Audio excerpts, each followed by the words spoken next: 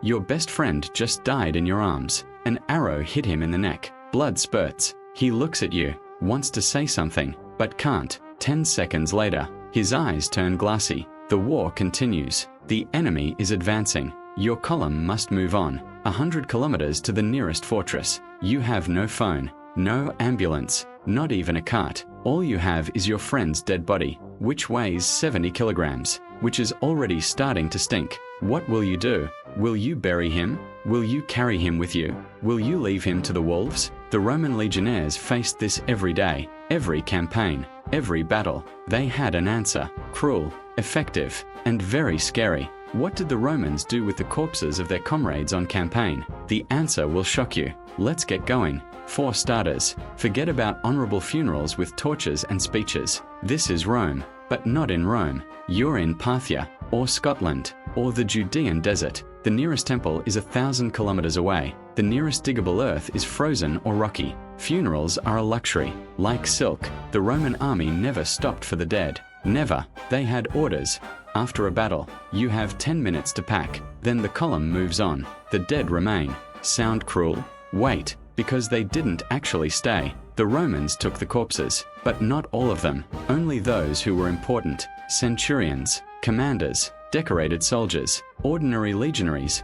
They were abandoned. No ceremony, no prayer. They simply removed the armor, took the personal belongings, and left the body. Why? Weight. A Roman legionary carried 30 kilograms of equipment: sword, armor, pilum, backpack with food, flask of vinegar, shovel, mess tin. A friend's corpse weighs another 70. No one would carry an extra 70 kilograms, even for a best friend. The system was pragmatic to the point of cynicism. But what about the commanders? They were taken. A special team of 4 soldiers. They made a stretcher out of 2 pilum and a cloak. They laid the body down and carried it. They walked 40 kilometers a day with it. The corpse began to decompose on the 2nd day. The smell became unbearable on the 3rd. The men carrying it vomited as they walked. But they didn't stop, because orders are orders. And where did they carry the bodies? To the nearest town, or a fortress, or a temporary camp. There, the corpse was cremated, but not right away. First, they washed it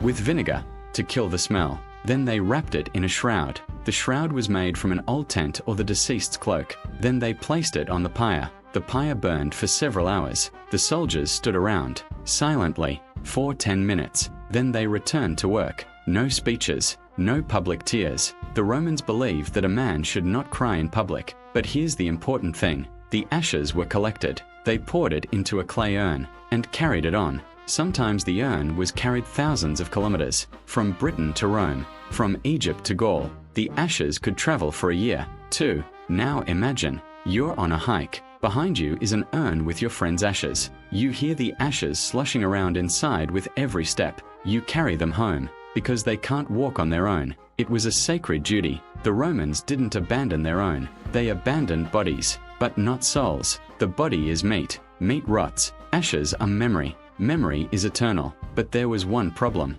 In a hot climate, a body deteriorates within a day. In 2 days, it becomes a biological threat. Diseases, infections, plague. The Romans knew this, so they had Plan B, emergency cremation on the spot. The soldiers collected dry branches. They laid the body down, set it on fire. They waited 2 hours. They collected the ashes and moved on. That's it. No honors, no speeches. But there was option number 3, the most terrible, when burning was impossible. Forest, winter, everything was wet. No firewood, or the desert, not a single tree. What then? Then the body was dismembered. Yes, you heard right. Roman legionnaires cut off the head and hands, wrap them in cloth, take them with them, and leave the remains. Why the head? Because in Roman culture, the head is the person. Without a head, a person cannot pass into the afterlife. They believed, if you bring the head home, your friend's soul will be able to rest. Hands, so he could hold his sword in Elysium. Sounds crazy? For us, yes. For a Roman, it was an act of love. And now, the final, most terrifying scenario, a siege. The city is surrounded. Enemies are outside. There's no food. Water is running out. And people are dying. What to do with the corpses? The Romans didn't bury them inside the city, because the ground was rocky, and because corpses poisoned the water. They threw them outside the walls, throwed them over the fortifications. To the enemy. Sounds like a war crime? Perhaps, but it was a tactic. An enemy's corpse is demoralizing. A friend's isn't. You didn't throw your own away. You burned your own. Even if firewood was worth its weight in gold, a legionnaire had an ironclad guarantee.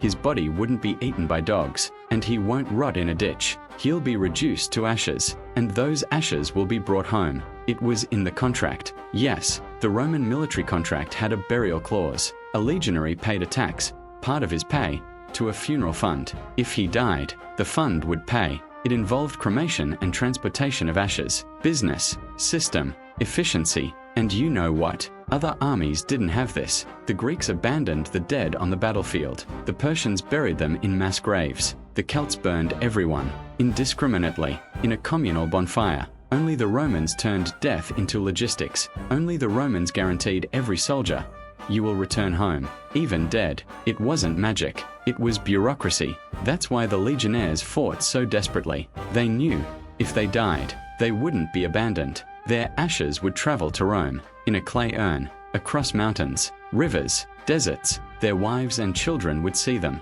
Now, let's be honest. How many Roman soldiers do you think survived only because they knew they wouldn't be abandoned? And how many enemies surrendered after seeing the Romans take even the dead? Let me know in the comments. And in the next video, I'll tell you how Roman soldiers slept in their armor, and why they were afraid to take it off even at night. Subscribe so you don't miss it. And now, imagine, your urn will travel someday. Would you like 4 friends to carry it in the rain? Or would you prefer to remain on the battlefield? The Romans chose the former. The end.